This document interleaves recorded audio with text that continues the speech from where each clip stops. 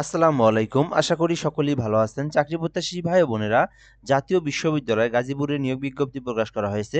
এটা কিন্তু কোনো ভর্তি বিজ্ঞপ্তি না, এটা কিন্তু একটা নিয়োগ সার্কুলার। তো আপনারা এই সার্কুলারটা দেখতে পারেন। এখানে অনেকগুলো পদের সংখ্যায় নিয়োগ বিজ্ঞপ্তি প্রকাশ করা হয়েছে। এখানে অষ্টম শ্রেণী থেকে নিয়ে অষ্টম, এসএসসি, এইচএসসি, অনার্স ডিগ্রি সকল শিক্ষাগত যোগ্যতার জন্যই কিন্তু পদের সংখ্যা রয়েছে। আপনারা কিন্তু এই সার্কুলারটা দেখতে পারেন। যারা সরকারি চাকরির আবেদন খুঁজে থাকেন, এই সার্কুলারটা দেখলে সকল ইনফরমেশন আপনি এই ভিডিওর মাধ্যমে জানতে পারবেন। এখানে পদসংখ্যা, পদের নাম, বেতন স্কেল, শিক্ষাগত যোগ্যতা, আবেদনের প্রসেসটা আমি আপনাদেরকে বলে দেব। তো সকল কিছুই আপনারা জানতে পারবেন এই ভিডিওর মাধ্যমেই। তো এজন্য অবশ্যই আপনারা ভিডিওটা সম্পূর্ণ শেষ পর্যন্ত দেখবেন, তাহলে আপনারা জানতে পারবেন। আচ্ছা, তার আগে একটা বিষয় বলে নেই, যারা আমাদের এই চ্যানেলে নতুন ভিডিওটা দেখতেছেন, নতুন আসছেন, তারা অবশ্যই চ্যানেলটাতে সাবস্ক্রাইব করে রাখবেন।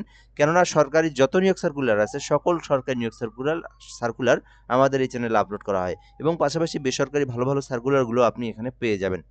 তো জাতীয় বিশ্ববিদ্যালয় নিম্নবর্ণিত শূন্যপদসমূহে নিয়োগের জন্য জন্মসূত্রে বাংলাদেশী নাগরিকদের নিকট হতে অনলাইনে আবেদনের জন্য আহ্বান করা যাচ্ছে। বাংলাদেশের যে কোনো জেলার যে কোনো প্রার্থী চাইলে আবেদন করতে পারবে, নারী পুরুষ উভয়ে আবেদন করতে পারবে এবং এই আবেদনটা কিন্তু আপনাদেরকে অনলাইনের মাধ্যমে কিন্তু পূরণ করতে হবে।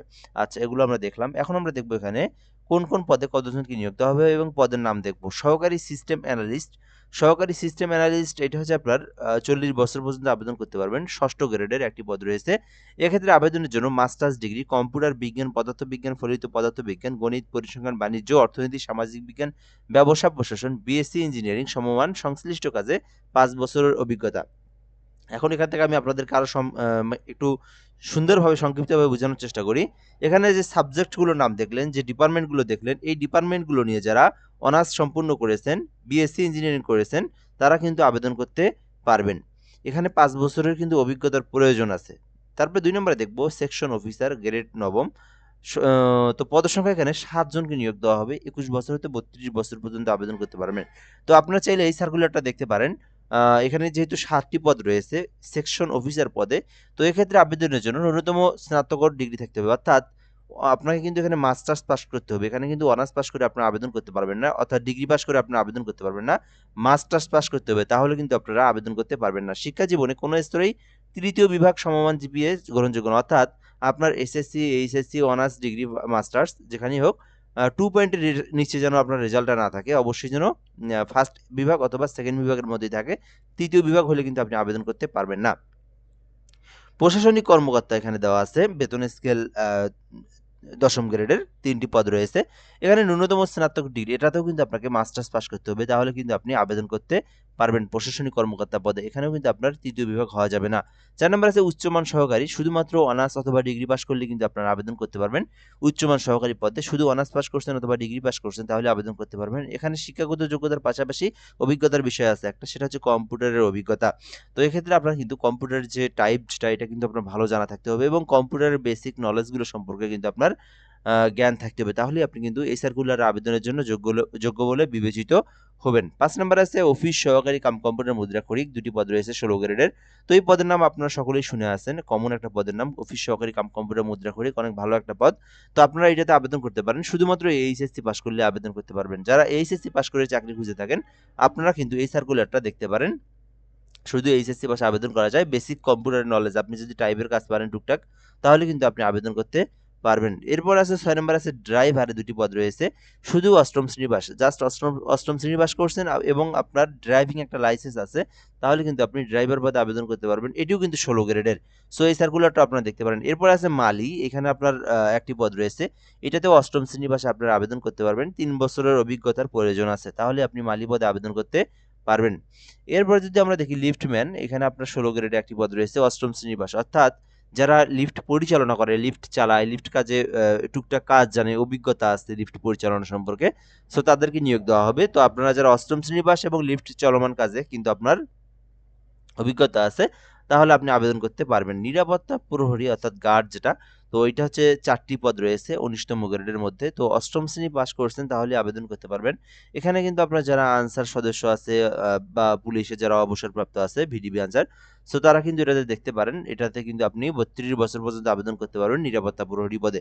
তো আপনি আপনার শিক্ষাগত যোগ্যতা অনুযায়ী যে পদে আবেদন করতে ইচ্ছুক, আপনি কিন্তু সেই পদে আবেদন করতে পারবেন। এখন আমরা দেখব আবেদনের প্রসেস এবং মূল বিষয়গুলো। তো এখানে আবেদনের জন্য কিছু শর্তাবলী দেওয়া আছে। তো আপনি যদি এই সার্কুলারে আবেদন করতে চান, সেক্ষেত্রে আবেদনটা আপনি অলরেডি আবেদনটা শুরু হয়েছে 8 তারিখের পর। এই সার্কুলারের আবেদন চলবে হচ্ছে জানুয়ারি মাসের 28 তারিখ পর্যন্ত। যারা আবেদন করবেন এই 28 জানুয়ারির আগে আপনাদেরকে আবেদনটা করতে হবে এবং আপনি যদি এই সার্কুলারটা ডাউনলোড করতে চান, সেক্ষেত্রে কিন্তু আপনি জবস এনইউএসসিবিডি এই যে ওয়েবসাইট আছে এখানে প্রবেশ করে দেখতে পারেন, অথবা চাইলে আমার ফেসবুক পেজের লিঙ্ক দেওয়া আছে, ফেসবুক পেজের লিঙ্ক দিয়ে আপনারা কিন্তু আমার ফেসবুক পেজে যেয়ে সেখানেও আপনি এই সার্কুলারগুলো পেয়ে যাবেন। ওখান থেকে আপনারা দেখে নিতে পারেন এবং আপনি যদি আবেদন করতে ইচ্ছুক হন, কিভাবে আবেদন করবেন? আপনার ল্যাপটপ, পিসি, কম্পিউটার যদি থেকে থাকে, দেন আপনি যদি নিজেই আবেদন করতে চান, সেক্ষেত্রে আপনারা ব্রাউজারে লিখবেন জবস এনইউএসসিবিডি। লেখার পরে কিন্তু আপনি অ্যাপ্লিকেশন অনলাইন ফর্ম যেখানে, সেখানে আপনি ক্লিক করে সকল ইনফরমেশন আপনি পূরণ করবেন স্টেপ বাই স্টেপ। তো এইটা পূরণ করে আপনাকে কিন্তু পেমেন্টের প্রসেসে দিতে হবে। অর্থাৎ আপনার সিভির মতো করে সকল ইনফরমেশনগুলো আপনাকে পূরণ করতে হবে, ঠিক আছে?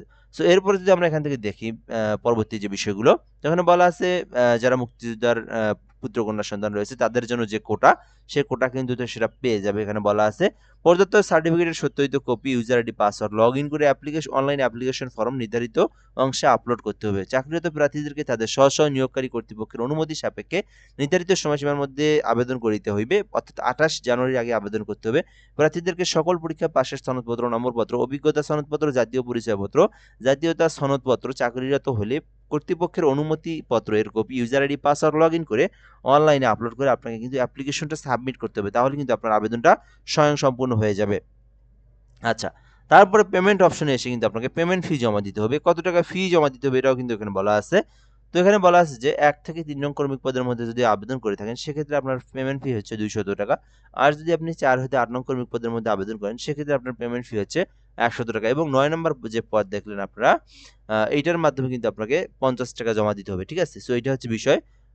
তো তারপরে যদি আমরা এখান থেকে দেখি, এখানে বলা আছে অনলাইন অ্যাপ্লিকেশন ফর্মের প্রিন্ট কপি সহ সকল ডকুমেন্টের সত্যায়িত কপি 9 সেট ডাকযোগে কুরিয়ার সার্ভিস হতে 28/1/2026 তারিখ পর্যন্ত অফিস সময়ের মধ্যে রেজিস্ট্রার জাতীয় বিশ্ববিদ্যালয় গাজীপুর পৌঁছাতে হবে, অন্যথায় আবেদন বাতিল বলে গণ্য হবে। তো এইটা কিন্তু আপনার এই যে এখান থেকে অনলাইন অ্যাপ্লিকেশন ফর্মের প্রিন্ট, আপনি যে অনলাইনে অ্যাপ্লিকেশন করছেন এইটার প্রিন্ট আবার ওখানে পাঠাতে হবে। এটা আবার অন্যরকম একটু সিস্টেম।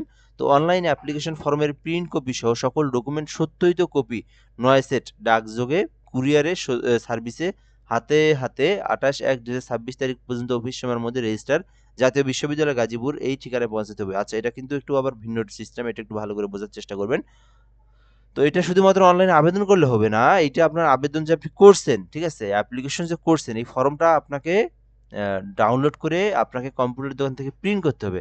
কয় কপি? 9 কপি প্রিন্ট করতে হবে। ওরে আল্লাহ! 9 কপি প্রিন্ট করে আপনাকে যেকোনো ডাকযোগে কুরিয়ার সার্ভিসে আপনাকে 28 তারিখের আগে পৌঁছাইতে হবে, ঠিক আছে? তার মানে আপনারা অবশ্যই 24 তারিখ, 23 তারিখ এগুলোর আগেই করার চেষ্টা করবেন। 25 তারিখের আগে আপনারা আবেদনটা করে এই যে আপনার যে ঠিকানা দেওয়া আছে জাতীয় বিশ্ববিদ্যালয় গাজীপুর, যেখানে ঠিকানা আছে রেজিস্ট্রি বরাবর কিন্তু এই সময়ের মধ্যে পৌঁছাইতে হবে, ঠিক আছে?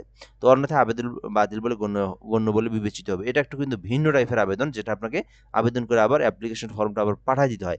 আচ্ছা, এরপর যদি আমরা এখান থেকে দেখি, এখানে তো আমি টাকার কথা বলে দিলাম, কোন পদের জন্য কত টাকা আপনাদেরকে কিন্তু পে স্লিপ যেটা আছে সেটা কিন্তু জমা দিতে হবে। তো এখানে যেকোনো শাখায় ক্রমিক নং 1 থেকে 3 নং ক্রমিক পদের জন্য 200 টাকা এবং 4 হতে 8 নং ক্রমিক পদের জন্য 150 টাকা, 100 টাকা এবং 9 নং ক্রমিক পদের জন্য 50 টাকার পে স্লিপের মাধ্যমে জমা দিতে হবে। এটা কিন্তু পে স্লিপের মাধ্যমে জমা দিতে হবে। পে স্লিপ সংগ্রহ, আবেদন ফি জমাদানের নিয়মাবলী, সেখানে সেটাও দেওয়া আছে। জবস এনইউএসিবিডি অ্যাপ্লিকেশন ফর্ম যথাযথভাবে পূরণপূর্বক সাবমিট করার পর ইউজার আইডি, পাসওয়ার্ড দিয়ে লগ ইন করে আপনাকে কিন্তু পে স্লিপ ডাউনলোড করে নিকটস্থ সোনালী ব্যাংকের যে কোনো শাখার মাধ্যমে নির্ধারিত সময়সীমার মধ্যে জমা দিতে হবে, অথবা সোনালী ব্যাংকের অনলাইন পেমেন্ট গেটওয়ে ব্যবহার করে মোবাইল ব্যাংকিং সেবার মাধ্যমেও নির্ধারিত আবেদন ফি জমা দিতে হবে। এখানে আপনি মোবাইলের মাধ্যমে বিকাশ, নগদ, রকেট যে কোনো অ্যাপসের মাধ্যমেও আপনি এটা দিতে পারবেন সোনালী ব্যাংকে। তো আপনারা সোনালী ব্যাংকের আপনি ব্রাউজারে লিখবেন, যদি সোনালী অনলাইন সোনালী পেমেন্ট গেটওয়ে যদি লেখেন আপনি, তাহলেও কিন্তু ওয়েবসাইটটা আসে, ওখান থেকে আপনারা পেমেন্ট ফিটা জমা দিতে পারবেন। অনলাইন অ্যাপ্লিকেশন ফর্ম পূরণের নির্ধারিত তারিখ ও সময়ের পরে টাকা জমা দিলে সে দায় দায়িত্ব ব্যাংকিং অথবা জাতীয় বিশ্ববিদ্যালয় কর্তৃপক্ষ বহন করিবে না।